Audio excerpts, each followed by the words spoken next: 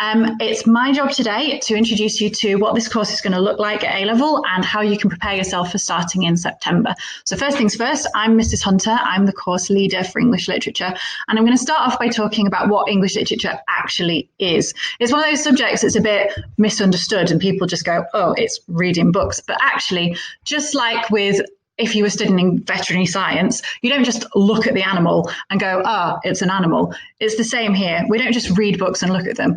Our job is to learn how to deconstruct books and look at the ways in which writers have put across their incredibly subtle messages, the little magical tricks that they use in order to get us to feel, which is what makes books so magical. I'm sure you already know this, but English literature is fantastic for so many different future careers, and you develop so many fantastic skills in doing it. I'm not going to read everything off here, but it allows us to communicate effectively, but more importantly, to be able to see how other people communicate, the ways that language is used to manipulate us, to inspire us, and how to kind of put across exactly what you mean in a really precise and engaging way. It also allows you to write at length about topics which can be useful in any career, let's be fair. So the one thing I do have to say is this: you do have to read on this course. Yes, it's not just reading, but you have to like reading books. You're going to be doing it in class and you're going to be doing it independently at home. In fact, your coursework section requires you to read 2 books independently. And so you will need to make sure that you're getting on with that. And I'm sure most of you do. If you've kind of fallen out of the habit a little bit, I'm going to talk to you in a bit about how you can get started. Okay, so just for some information, we do AQA English Literature Spec A, and what that means is that you have 2 papers at the end of your year 13 and 1 piece of coursework, which we actually call the non-exam assessment, or the NEA.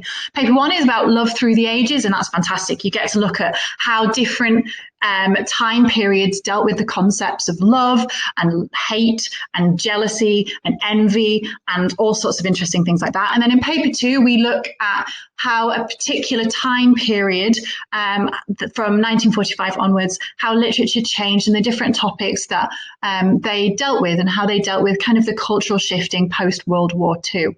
And then in your NEA, you get the chance to look at 2 texts of your own choosing and you compare them in a long essay, which we will give you plenty of support with. But it's a really nice opportunity for you to explore texts that you really like. So just a few things.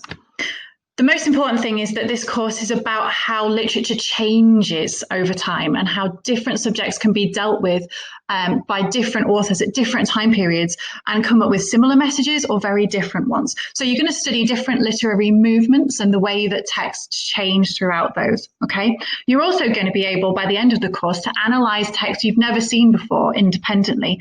And those are, on the exam, you get a piece of unseen poetry and you get some unseen prose, which just means fiction writing. And you look at how those writers send their messages, okay?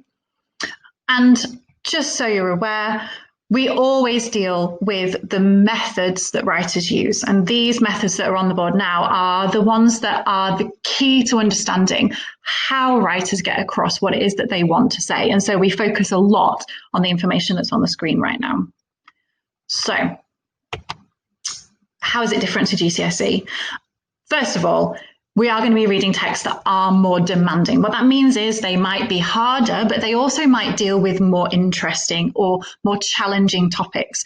I've put here that they're sexier. And by that, I mean that they're a little bit more controversial. We look at gender, jealousy, hatred, race. We look at cultural differences brought on by different financial situations or by sexuality. And so we explore these ideas in much more depth and we link the texts together. And that's the biggest difference between GCSE and A-level. You're not just looking at Macbeth and then looking at some poetry. You're looking at these texts on a timeline. Okay, you're also going to have the opportunity to debate, to speak out in class, to perhaps even be as part of a seminar where we discuss together rather than just your teacher telling you what the text is about. And so we can explore things in a much more mature and a much more exciting way. So, if you're interested in getting started before you come to school, why not have a look on the website or on Firefly, where there is a reading list that's being compiled, which will get you ready for starting in September. Why not just read a book by one of the authors that you studied at GCSE and have a look at one of the texts that maybe you didn't read for your exams? Also, another thing I can recommend is going on Goodreads. That is a kind of website that allows you to track which books you've read.